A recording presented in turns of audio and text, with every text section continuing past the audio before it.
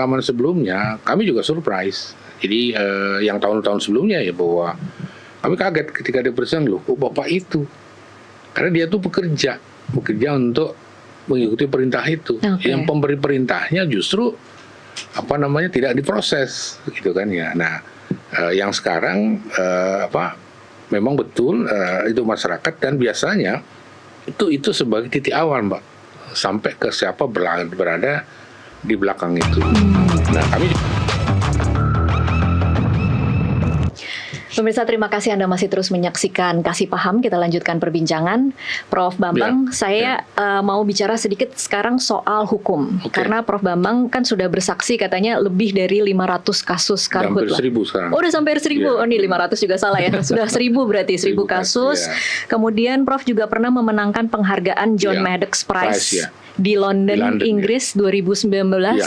Itu penghargaan atas kontribusi dalam menggunakan bukti ilmiah mendukung penegakan hukum terhadap pembakaran atau pembersihan hutan secara ilegal di Indonesia. Boleh cerita sedikit, Prof, itu tentang bagaimana bisa mendapat penghargaan itu? Iya, jadi kebetulan saya sering menjadi ahli begitu ya. Kemudian saya sempat kaget itu. Tahu-tahu dapat surat dari PN Cibinong, ada digugat katanya. Waduh. Kan kok masa ahli sih digugat? Iya, kok bisa ahli digugat ya? Iya, akhirnya komunikasi dengan pihak kementerian karena mereka yang undang gitu kan, dan kemudian juga teman-teman saya banyak nih ngawalin dari teman NGO support dan sebagainya, akhirnya itu tidak diteruskan seperti itu. Nah, rupanya ada orang yang saintis juga mungkin belakangan saya tahu yang bekerja pada saat itu kalau nggak salah di C4. Seperti itu, mengirim surat ke London itu tentang itu dan sebagainya. Tahu-tahu saya dapat undangan, Bambang, kamu adalah kandidat penerima John Maddox Prize di London. Saya berangkat, cuma dia bilang, tapi kami belum umumkan ya. Ya, saya bilang nggak apa-apa, penting jalan-jalan ke London. Nah, saya terharunya mereka berikan itu karena apa? Karena Anda konsisten dalam melakukan kegiatan ini menggunakan sains. Nah, gitu ya, sains, data dan fakta lapangan gitu. Nah, kami appreciate terhadap apa yang Anda lakukan seperti itu, karena si korporasi ini, Mbak, sudah putusan kasasi itu. Yang baik pidananya maupun perdata gitu proses. Jadi dia berharap bahwa dengan diajukannya gugatan itu, kemudian saya kalah, itu akan dijadikan novum untuk perusahaan PK. Nah, bersyukur pada saat itu tidak terjadi gitu, dan itu baru awal. Nah, yang terakhir saya malah digugat lagi. Satu grup lagi juga mirip seperti itu juga. Nah, yang terakhir itu punya sejarah karena apa? Karena putusan hakim ya di Pengadilan Cibinong mengatakan bahwa mereka telah menekan menggugat saya sebagai ahli yang tidak pada tempatnya, dan itu disebut mereka sebagai slap seperti itu, dan itu keputusan bersejarah karena ahli tidak begitu. Itu juga dengan putusan Mahkamah Konstitusi. Jadi tidak perlu khawatir gitu kan ya. Padahal karena tujuan kita kan baik ya. Tidak mencari kesalahan, menunjukkan fakta. Nah, berharap dengan seperti itu maka tidak ada lagi yang mau mencoba untuk membakar dan sebagainya. Seperti itu. Ini hubungannya Prof dengan fakta terbaru yang mengatakan bahwa sudah ada 72 tersangka yang sudah ditangkap.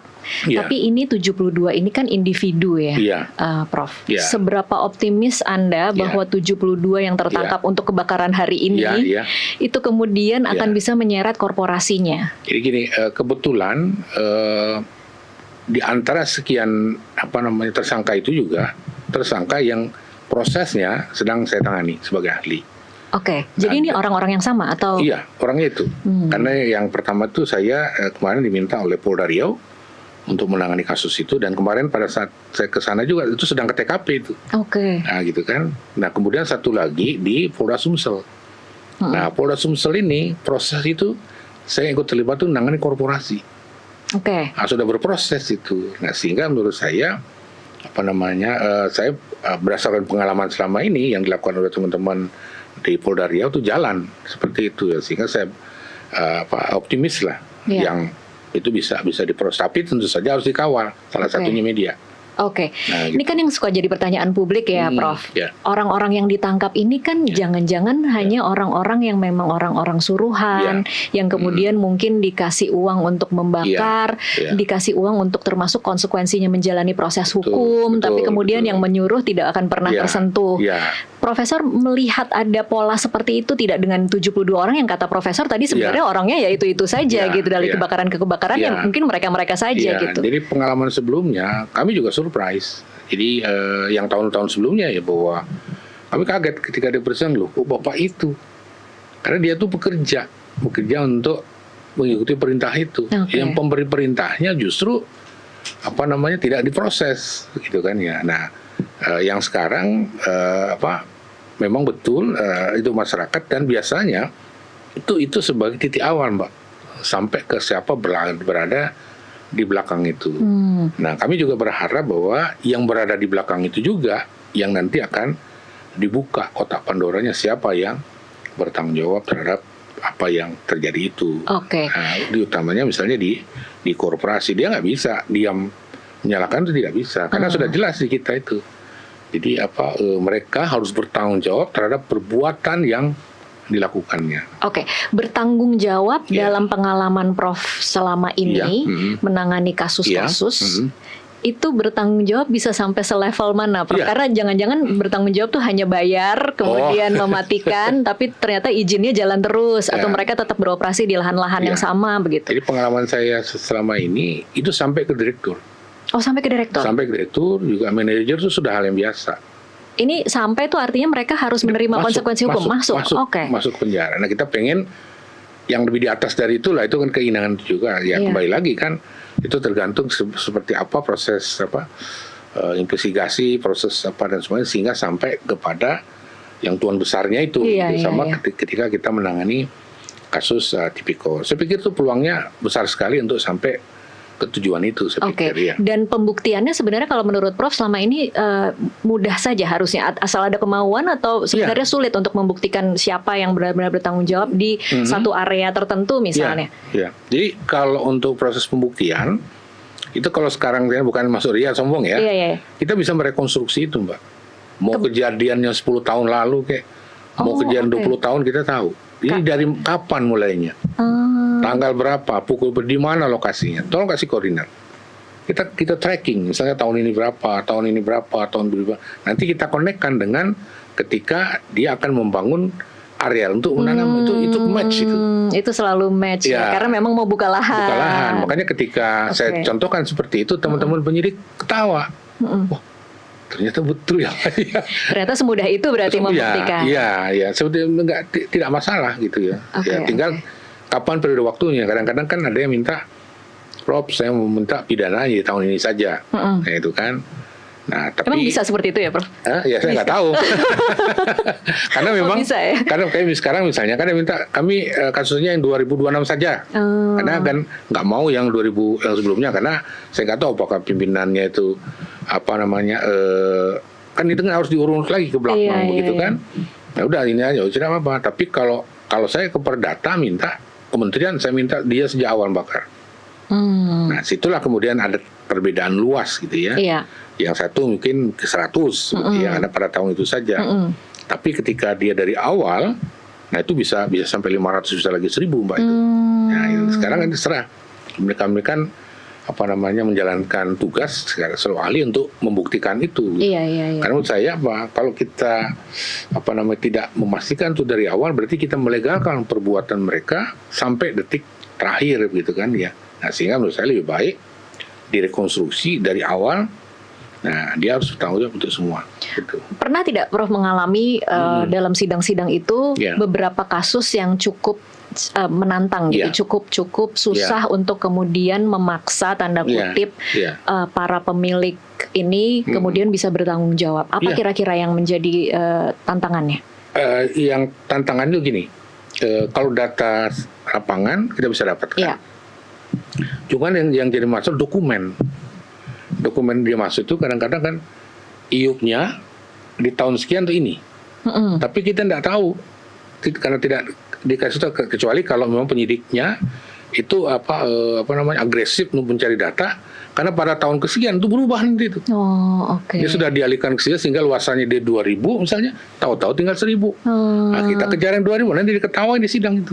Nah, maka itu proses itu kan bisa ditengahi dengan melakukan penggeledahan, sita dan sebagainya. Karena banyak juga itu yang disembunyikan. Iya. Nah, sementara mereka bermainnya di izin berarti ya.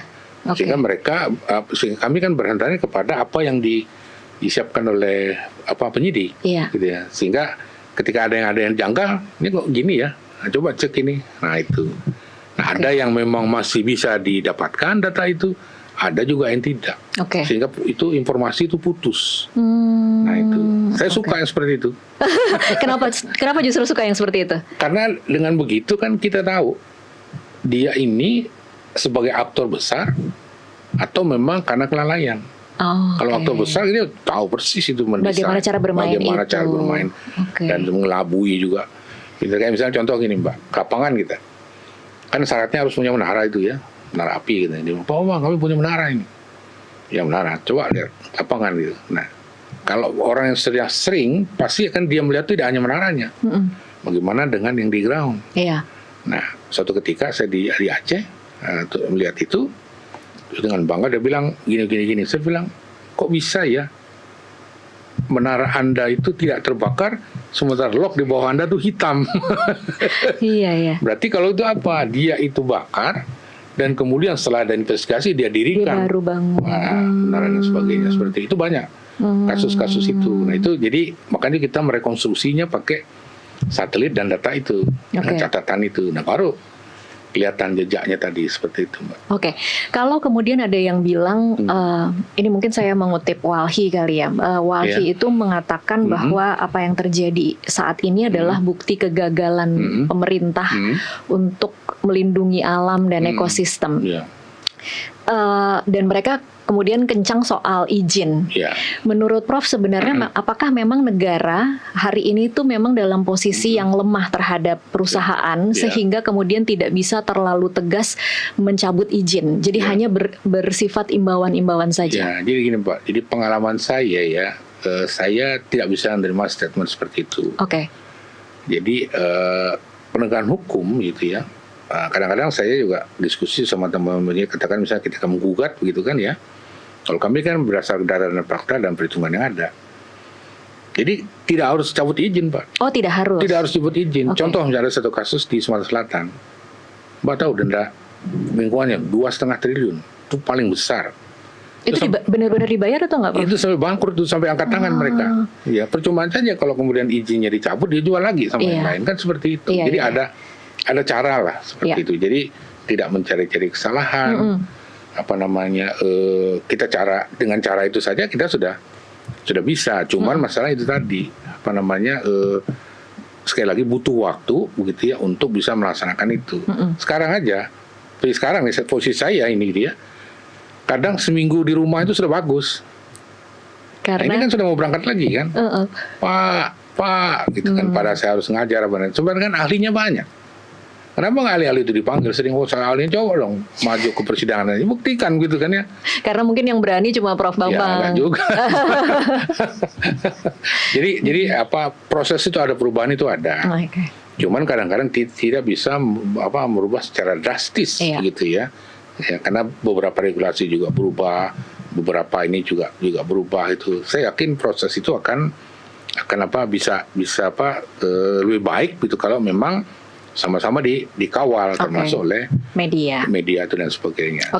Berarti Prof Bambang masih punya harapan bahwa pemerintah kita akan bisa mengatur para perusahaan-perusahaan yang kemudian lahan konsesinya saat ini terbakar itu sebenarnya bisa dimintai pertanggungjawabannya. Bisa sekali. Bisa. Kita akan sambung nanti di segmen terakhir. Kita break dulu, pemirsa tetaplah bersama Kasih Paham, kami masih akan kembali.